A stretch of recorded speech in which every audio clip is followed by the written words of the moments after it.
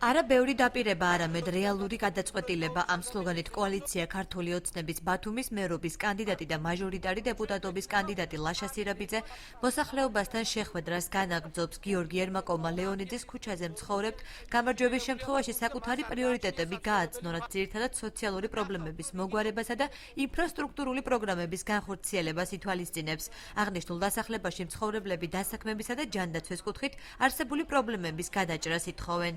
პირველ რიგში დასაქმება, რა თქმა უნდა, უმუშევარია ხალხი და ბავშვებს უნდა დიდი ზრუნვა და მეორე რიგში ჯანდაცვა, რა თქმა უნდა.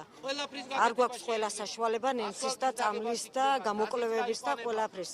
რა ვიცი, პირველ რიგში დასაქმება ნამდვილად. ვესაუბრეთ მოსახლეობას იმ პროგრამაზე, რომელიც შეეხება კონკრეტულად ჯანდაცვის საკითხებს, რაც იყო გათვლილი და არის გათვლილი სოციალურ პრობლემებზე.